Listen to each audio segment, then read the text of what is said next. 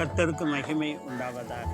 இந்த நாளிலும் ஆண்டவராய் இயேசு கிறிஸ்துவின் நாமத்தினால் உங்கள் யாவருக்கும் எனது அன்பான கிறிஸ்துமஸ் நல்வாழ்த்துக்கள். லூக்கா எழுதின புஸ்தகம் 2ஆம் அதிகாரம் 10வது வசனம். தேவதூதன் அவர்களை நோக்கி, பயப்படாதிருங்கள், இதோ எல்லா ஜனத்துக்கும் மிகுந்த சந்தோஷத்தை உண்டாக்கும் நற்செய்தியை உங்களுக்கு அறிவிக்கிறேன். இன்று கர்த்தராகிய இயேசு கிறிஸ்து என்னும் இரட்சகர் உங்களுக்கு தாவீதின் ஊரிலே பிறந்திருக்கிறார் என்றார். அல்லேலூயா! கர்த்தருக்கு மகிமை உண்டாவதாக.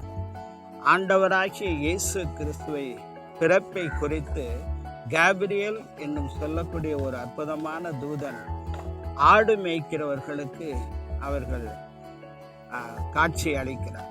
அப்பொழுது கர்த்தருடைய தூதன் சொல்கிறார், இதோ பயப்படாதிருங்கள், எல்லா ஜனத்துக்கும் மிகுந்த சந்தோஷத்தை உண்டாக்கும் நற்செய்தியை உங்களுக்கு அறிவிக்கிறேன் என்று சொன்னார்.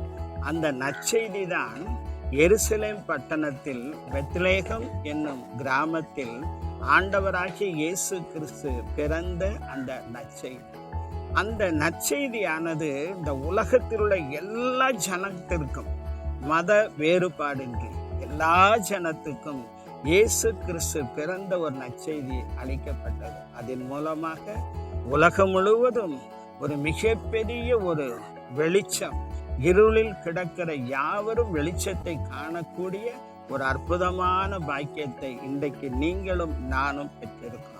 எனக்கு அன்பானவர்களே, அந்த இயேசுவின் அன்பை அனுதினமும் தேடுங்கள், இயேசுவை பற்றி கொள்ளுங்கள். உங்கள் யாவருக்கும் நிச்சயமாகவே விடுதலையும் சமாதானமும் சந்தோஷமும் உண்டு.